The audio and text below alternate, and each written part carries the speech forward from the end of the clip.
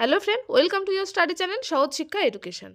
আজকে তোমাদের জন্য আরও একটি গুরুত্বপূর্ণ ভিডিও নিয়ে এসেছি। ভিডিওটা প্রথম থেকে শেষ পর্যন্ত দেখো, ভিডিওটা তোমার জন্য খুবই ইম্পর্টেন্ট হতে চলেছে। দেখো, আজকে একটা গুরুত্বপূর্ণ টপিকে আলোচনা করব, কারণ তোমরা সকলেই জানো যে ওবিসি কেস রিলেটেড ইস্যু হয়ে যাওয়ার জন্য গত 1 বছর ধরে রাজ্যে ওয়েস্ট বেঙ্গলে কোনো পিএসসির কোনো রিক্রুটমেন্ট হয়নি, এবং যে এক্সামগুলো প্রসেসিংয়ে ছিল সেগুলোকেও বন্ধ করে দেওয়া হয়েছে, যে ওবিসি কেস না মিটলে এই পরীক্ষাগুলো আর করানো যাবে না।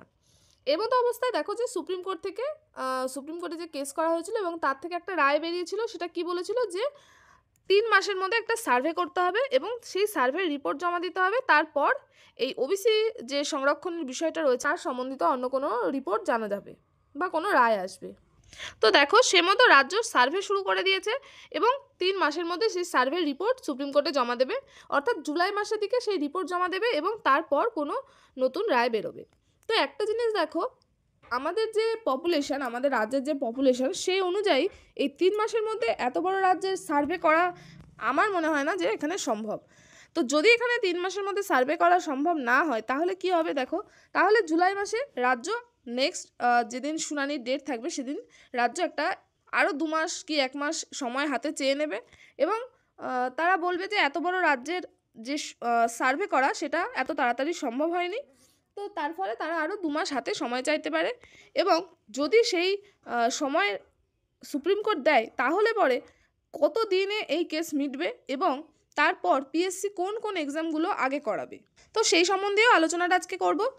ভিডিওটা ভালো লাগলে একটা লাইক করে দেবে, চ্যানেলে নতুন হলে চ্যানেলটাকে অবশ্যই সাবস্ক্রাইব করে বেল আইকন প্রেস করে দেবে, যাতে এই রকম নোটিফিকেশান তোমরা সবার আগে পাও।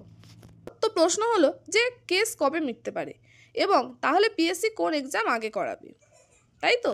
তাহলে দেখো, কেস জুলাই মাসে যে শুনানি আছে তারপর যদি রাজ্য আরও সময় চেয়ে নেয় তাহলে হয়তো আগস্ট সেপ্টেম্বর নাগাদ হয়তো এই কেস মিটতে পারে।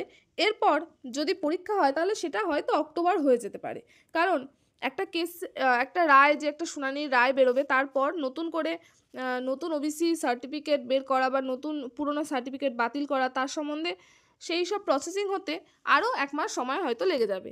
তো মোটামুটি ধরে নাও যদি আগস্ট মাসের দিকে পরীক্ষা হয় তাহলে কোন কোন পরীক্ষাগুলো আগে হতে পারে। দেখো, আর একটা জিনিস দেখো, যে এরকম অবস্থায় পুরনো এক্সামগুলোই হতে পারে, কারণ নতুন কোনো এক্সাম হবে না, নতুন কোনো নিয়োগ হবে না। বিগত কয়েকদিনে যে তোমরা দেখেছো যে কোর্টের কিছু এক্সাম ছিল সেগুলো পর্যন্ত ক্যান্সেল করে দিয়েছে এই ওবিসি ইস্যু নিয়ে। সুতরাং নতুন কোনো পরীক্ষার নতুন কোনো ভ্যাকেন্সি বেরোবে বলে আশা করা যাচ্ছে না। পুরনো যে পরীক্ষাগুলো রয়েছে আশা করি সেই পরীক্ষাগুলোই তখন কন্ডাক্ট করানো হবে আগে। দেখো, পিএসসির ক্যালেন্ডারে 3টে এক্সামের কথা বলা হয়েছিল, যে এই 3টে এক্সাম সবার আগে করিয়ে দিতে হবে। সেটা হচ্ছে মোটর ভেহিকেল ইন্সপেক্টর, আইডিও এক্সাম এবং ডব্লিউবিসিএস প্রিলি এক্সাম। তো এই পরীক্ষাগুলো আশা করা যায় আগে হবে। তো তোমাদের একটা কথা বলি, যে দেখো, কেস হয়েছে তার ফলে যে ডেট পিছিয়ে যাচ্ছে, সময় চলে যাচ্ছে, এই বিষয়গুলো অবশ্যই একটা দুঃখদায়ক, অবশ্যই একটা বেদনাদায়ক, কিন্তু তবু একটা জিনিস মনে রাখতে হবে যে এইগুলোর ফলে তুমি কিছুটা হাতে সময় পাচ্ছ, অর্থাৎ তুমি তোমার প্রিপারেশনটা 100% করার জন্য আরেকটু সময় পাচ্ছ, যাতে তুমি তোমার পরীক্ষার দিন তোমার বেস্টটা দিতে পারো। তো সেই কারণে তোমাদের সকলকে বলবো যে ডিমোটিভেট হও না, অবশ্যই তোমরা তোমাদের পড়াশোনা চালিয়ে যাও। এবং একটা জিনিস দেখো, যে সেন্ট্রাল গভর্নমেন্টের কিছু এক্সাম খুব শিগগিরই সেগুলোর নোটিশ বেরোবে, যেমন এনটিপিসি, এমটিএস, এইগুলো যে এক্সামগুলো রয়েছে তোমরা এই এক্সামগুলোর জন্য প্রিপারেশান নাও, এই এক্সামগুলোর জন্য পড়াশোনা করো।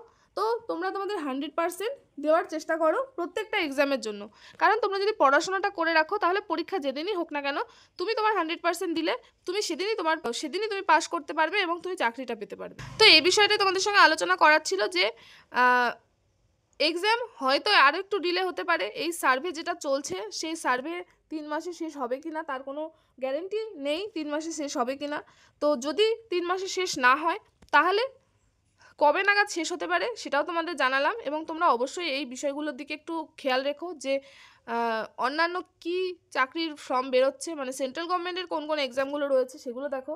আর আরেকটা জিনিস বলি, যে ডব্লিউবিসিএস যে যারা পরীক্ষা দেবে, যারা প্রিলি দেবে, তোমাদের একটা জিনিস মাথায় রাখতে হবে, যে এবারে তোমাদের এমসিকিউ প্যাটার্নের লাস্ট পরীক্ষা, এরপরে সব ডেসক্রিপটিভ টাইপ কোয়েশ্চেন হয়ে যাবে। তো তখন এই এমসিকিউ প্যাটার্নে তোমরা পাবে না। তো একটা জিনিস মাথায় রাখো যে ডব্লিউবিসিএস যারা দেবে তারা তোমরা অবশ্যই এবছরটাই যেন তোমরা পাস করতে পারো, সেই বিষয়টা তোমাদের অবশ্যই লক্ষ্য রাখতে হবে। তো তার জন্য ডিমোটিভেট হও না, অবশ্যই তোমরা পড়াশোনাটা চালিয়ে যাও, তোমরা তোমাদের 100% দেওয়ার জন্য পুরোপুরি তৈরি হয়ে যাও। তো আজকের ভিডিওটা এই পর্যন্তই। ভালো লাগলে একটা লাইক করো, চ্যানেলে নতুন হলে চ্যানেলটাকে সাবস্ক্রাইব করো, তোমার বন্ধুদের মাঝে ভিডিওটা শেয়ার করে দিও। দেখা হবে নেক্সট ভিডিওতে। তোমরা সবাই ভালো থেকো, সুস্থ থেকো। Thank you.